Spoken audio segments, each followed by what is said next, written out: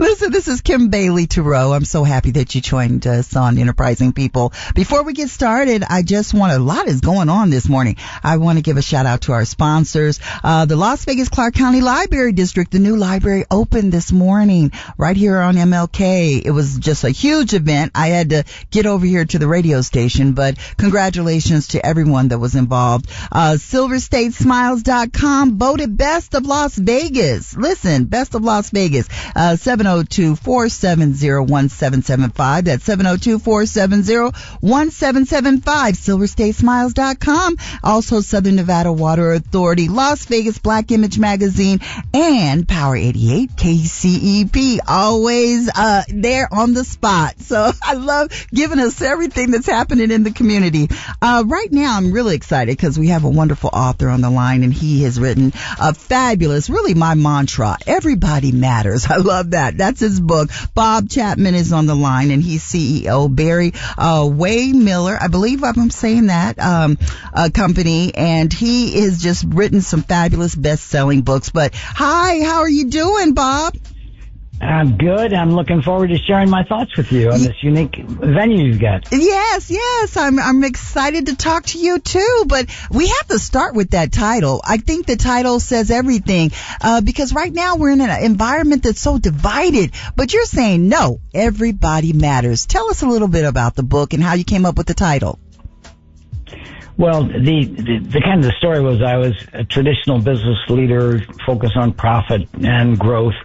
And I had a series of revelations, and I was taught to see people as the functions for my success in an organization. And these revelations changed the lens in which I saw the 12,000 people around the world who work for our organization, not as engineers, accountants, or production workers, but as somebody's precious child that's been placed in my care. And when you see people, the way you see people affects the way you treat people.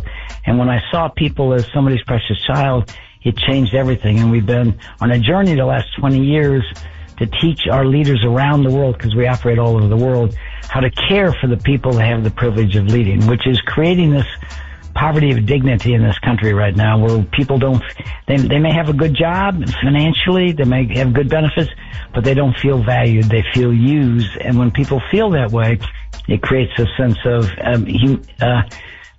the lack of dignity. So what we're really trying to do is create a world where the way we see people, we treat them with respect and dignity, and we heal this brokenness we're all feeling in the world right now. I know that. I believe your book is so on point, because right now it is an environment of just a lot of tension. I always say, who's ever at the lead, who's ever at the top, be it the president, be it the CEO, if their culture for management is one of division, is one of chaos, that trickles down to their employees, correct? Yes. Well, remember, we're taught in business school to create profits and create economic value, that is what success looks like. And then if you achieve that financial success, you can write checks to charity and everybody will say you're a wonderful person. I say to people all the time, the greatest act of charity is not the checks you write. It's the way you treat the people you have the privilege of leading. And I don't mean just in business. I speak in healthcare, I speak in the military, I spoke in the United Nations, I spoke in education. Every part of our society is being impacted because we don't have leaders who have the skills and courage to care. And you can't ask them to care for others. We found it as a teachable skill, and that's why we're working with K through 12 schools now and then universities to bring human skills in with academic skills so we can create tomorrow's citizens of the world who will see the beauty of diversity and thrive in that diversity, not the conflict of diversity. So, and the key thing we teach, which is unbelievable to me, which never would occur to me, is how to listen without judgment. Simply to listen to people, to validate their worth. And that is the key thing we've learned, that everybody simply wants to know they matter, and the way they matter is when you genuinely care for them. And caring is not being nice any more than parenting is being nice. It's doing the right thing for your people and seeing them as somebody's precious child and knowing that the way you treat them will affect their health and the way they go home and treat their kids. I was never taught in business school that the way I'd run Barry Wimler would affect people's health or the way they would go home and treat their families. But 95% of the feedback we get when we teach these human skills at our internal university is how it affects their marriage and their relationship with the children, which amazed me. Yeah. And how did we get so far removed from those traditions? I mean, that's how I was raised. My father, he went to Morehouse with Dr. King. He came back to he was in the entertainment business, came to Las Vegas, worked within, the community, the disadvantaged community, helped build businesses. But how did we get so far removed from because even on both sides, I see it on both sides. I see it with people of color creating silos, this is their clique. You have to be a part of the clique. And then I see it on the conservative side. This is a part of the clique. How did we get so far removed from just caring about humanity?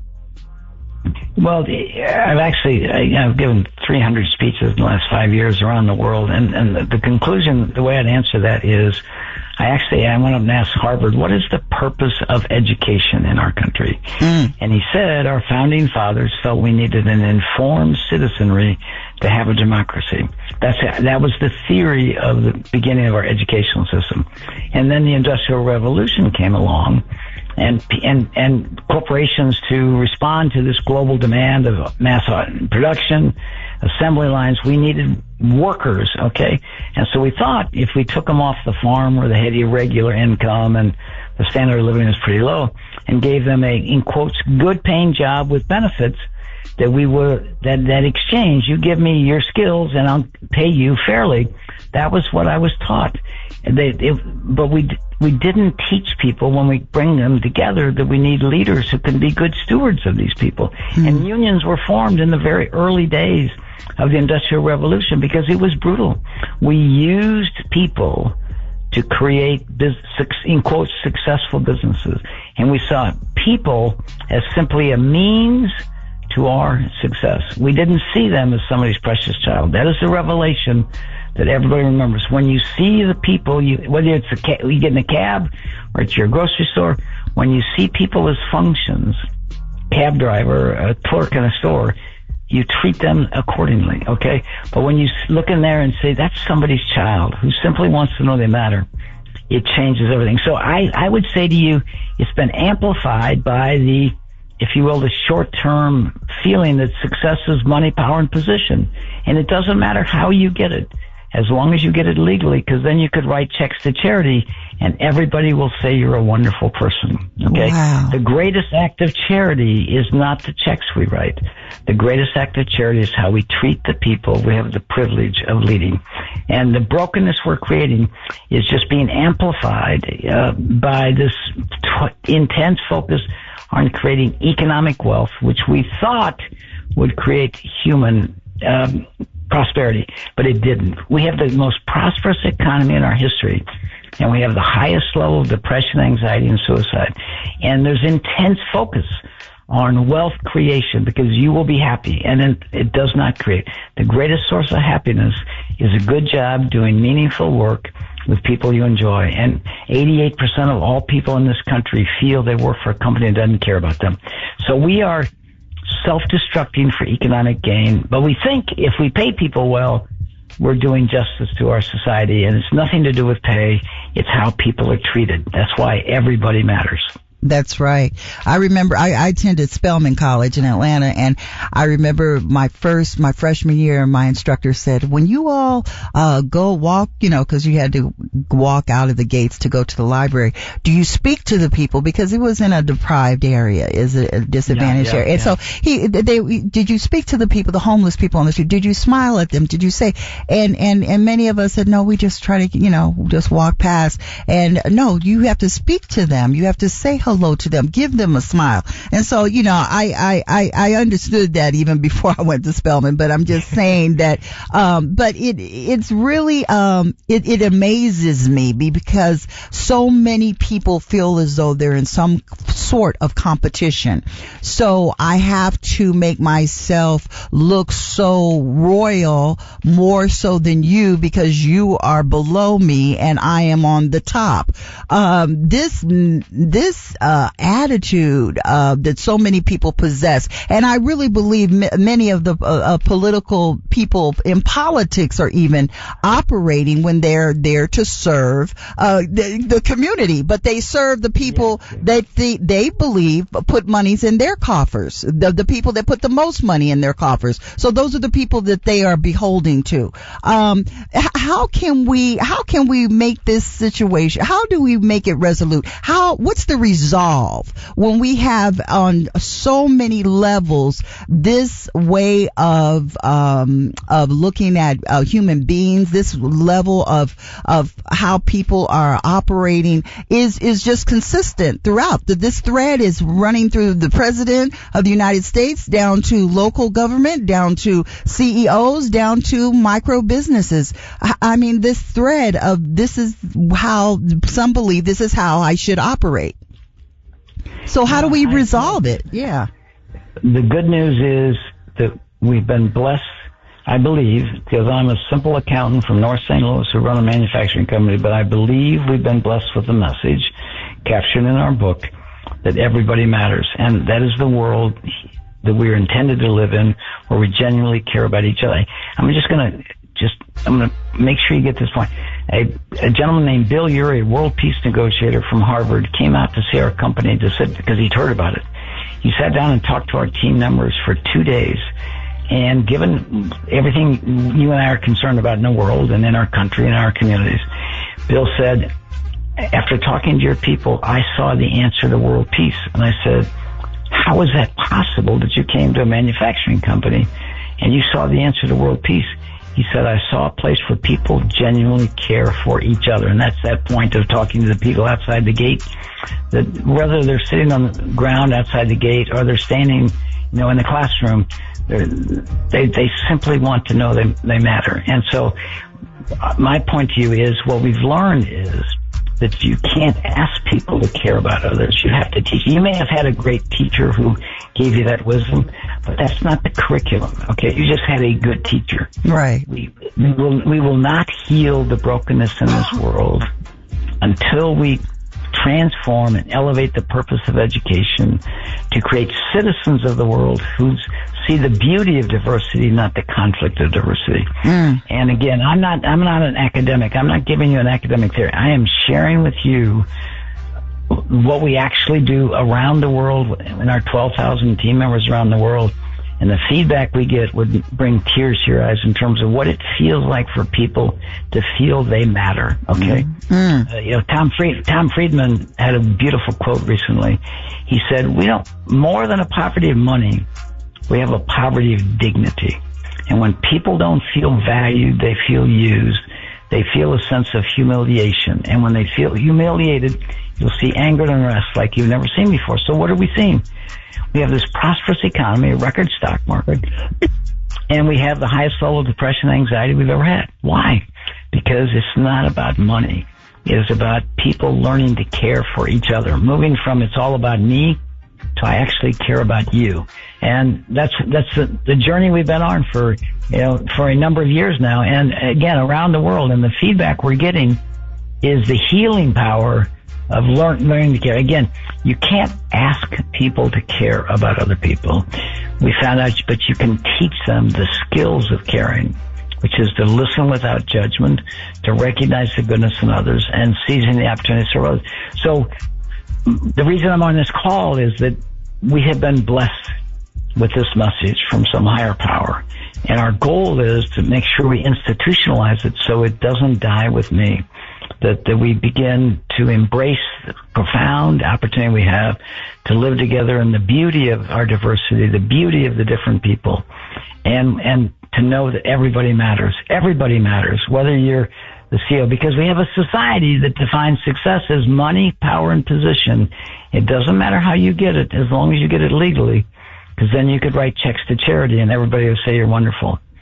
Again, so until we change education, we are not going to change that system, because we're taught you want a good education because you want to get a good job, and the reason you want a good job is to make money so you'll be happy.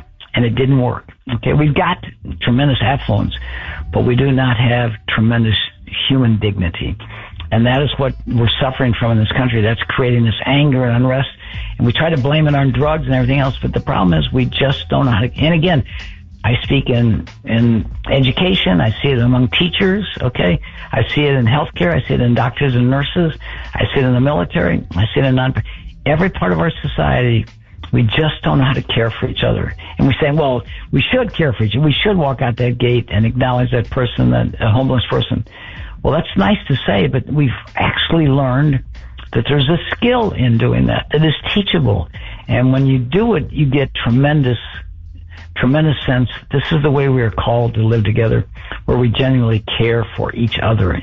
Going from kind of a me-centric world to a we-centric world. A world when it's all about me, so I actually care about you. Okay? That is the world that we dream of, that we are working towards, that people see in our company. So we feel called to share this because we were blessed with it. There's no way I thought of the things I just shared with you, because and you know, in my speeches, like 3 out of 4 times I get standing ovations for crowds that never heard about me or our culture, because it goes to their heart. It goes to when people feel cared for.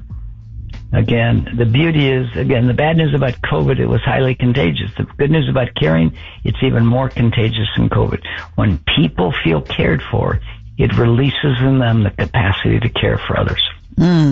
And when I'm hearing you speak, I mean, you're just powerful, all those messages. But some would say that to care. I mean, I remember I went to Ireland and I didn't see any homeless people on the street. I was like, where are the homeless people? And there was, no, we pick them up and we give them housing and we feed them, and, you know, so we don't have people sleeping on the street. But it's associated to a socialist mentality. Do you hear claims of that through the book, that you're more pro being a socialist versus a capitalist, and how are we differentiating those two to really be workable so that we do have successful businesses? Well, we have to change education, because as education is about academic skills, okay, reading, writing, arithmetic, science, history, math, and in our schools, we teach people to speak and to debate. And therefore, what do we see? We see people saying, and we get out of school, whether you're Republican or Democrat, liberal or, you know, a conservative or communist or American, I'm right and you're wrong. Okay? That is the world we see. And the beauty is that, you know, we are living what I'm sharing with you. This is not an academic theory. The feedback that we get from our 12,000 team members around the world would bring tears to your eyes. In terms of, we've had young ladies say that I took your class on listening. I now know how to raise my daughter. Okay, I had a lady the other day say to me, Mr. Chapman, I've been here 6 months. I'm a single mother with 2 kids. I just took your listening class at the university. I realized I'm not a good mother. My teenage daughters call me. The healing power when people feel seen, which is when we listen to them. I thought when you cared for somebody, you went over and talked to them. It turns out when you care for somebody, you go over to listen to them, to validate their worth. Okay, it's just the opposite of everything I was ever taught and ever seen. So our goal of working with you and this opportunity we have today is to get this message out. We need to learn how to care for each other. Okay, regardless of whether you're a homeless person or you're somebody who's wealthy but is hurting deeply because, you know, from depression, anxiety. There's all kinds of pain in this world other than just homelessness that this will address, because when people feel cared for, it is profound how it heals. And remember, you know, I talk to CEOs and I say, you're all worried about the cost of healthcare? You are the problem. 74% of all illnesses are chronic. The biggest cause of chronic illness is stress, and the biggest cause of stress is work. So I say, and Jeffrey Pfeiffer at Stanford wrote a book, Dying for a Paycheck. He estimates we're killing 120,000 people a year of work-related stress.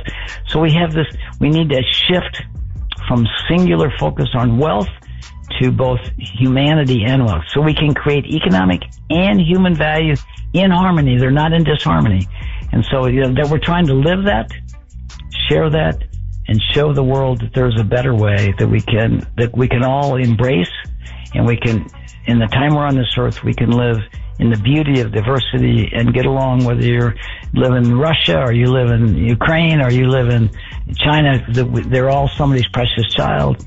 Because I find, again, we operate all over the world. Our company is all over the world.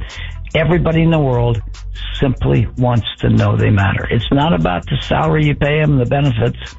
It's about the way they're treated in the 40 hours they're in our care. So, again, it's not liberal or conservative. It's just foundational to the way we should live. Wow. We care for each other. Right. If you're just tuning in, we're having a wonderful conversation with author Bob Chapman. He's written a book, Everybody Matters. And God, I really believe that. I believe everybody can give you a lesson, give you a gift, give you something. If you just listen, and I love the concept of listening, because we're so quick to want to correct. We're so quick to want to make people believe what we believe versus to just listen. Like you mentioned, you're all over the world. I was wondering, what are some of the gifts and the jewels that you've received from other cultures, and what culture and what country stood out to you most where they're practicing what you're talking about as far as everybody matters?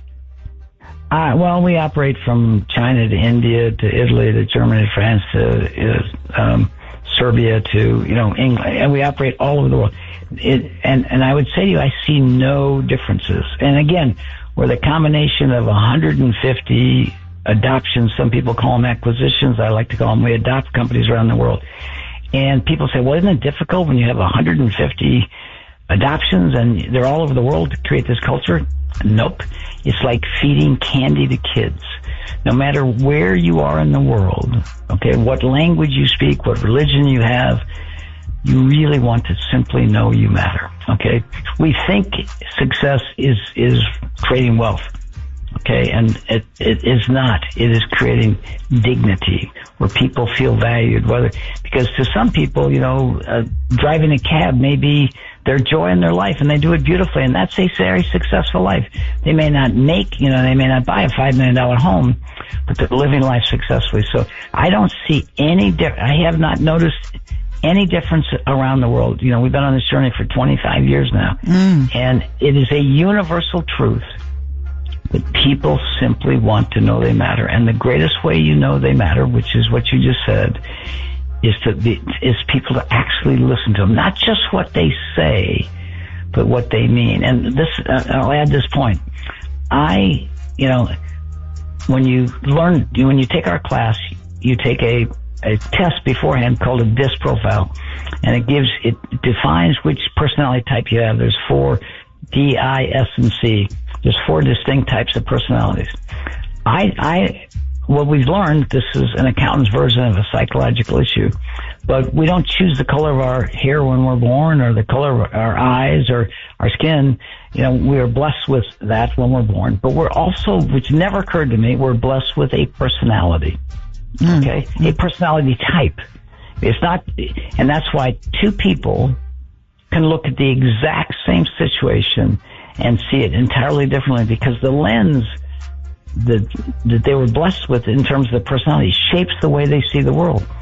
And that's why one person can walk outside and say, oh, look at how beautiful the grass looks. And the other person can say, yeah, but look at all the dandelions. That person doesn't want to see the dandelions. It is their personality type that they tend to see the negative as opposed to the positive. So again, when we learn these skills and we learn to listen, we can see that. And we can see that, because in our schools we teach people to speak and debate. I'm right and you're wrong. The way you see things is wrong, whether you're in Congress or you're President of the United States or the head of Russia. And we imagine a world where people have these, education creates these human skills along with academic skills, and we learn to live in the beauty of the beautifully diverse world we have, and to see people in their beauty, whether they're sitting along the sidewalk homeless or sitting, at the restaurant next to us in an affluent restaurant.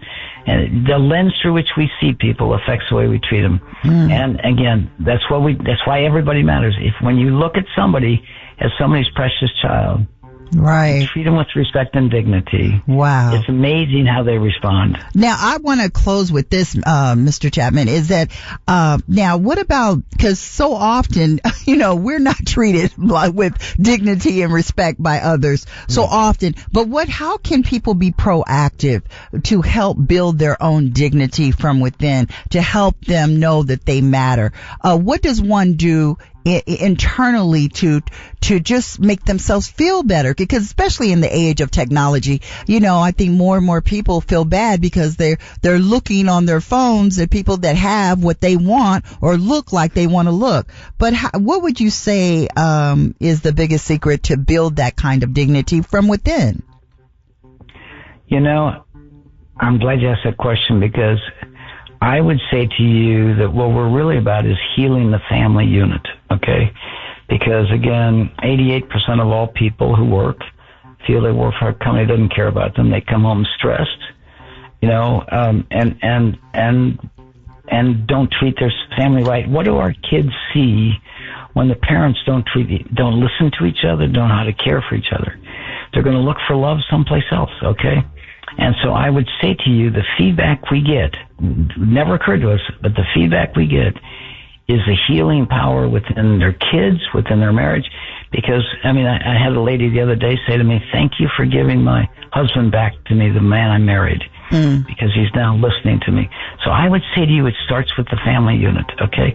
Do we raise these cute little kids and help them know that they matter, okay? Is it just about whether they got A's, or is it the fact that they are caring to other people? So again, it's family. Our kids learn more from their parents' behavior than they do school. All right. And if we can heal the parents, we can heal the kids. That's right. And before I let you off, now how can we get the book, Everybody Matters? We just published in September the 10th year anniversary. The first edition of the book, published 10 years ago, sold 110,000 copies in 6 languages. But we've learned so much in the last 10 years. We came out with a new edition in September, and it's on Amazon. It's, again, the success, I had no idea, but a good business book sells 5,000 to 15,000, and we sold 110,000 copies. So you got and it's available on Amazon, and I hope it touches your heart. Oh, it does. You did that today. Thank you, Mr. Bob Chapman. Again, Everybody Matters. It's a wonderful book. Please stand by. Donald Marquez is coming right up. Again, we want to thank our wonderful sponsors, the Las Vegas Clark County Library District, SilverStateSmiles.com, voted Best of Las Vegas, Southern Nevada Water Authority, Las Vegas Black Image Magazine, Power 88 KCEP, and you too for being enterprising people.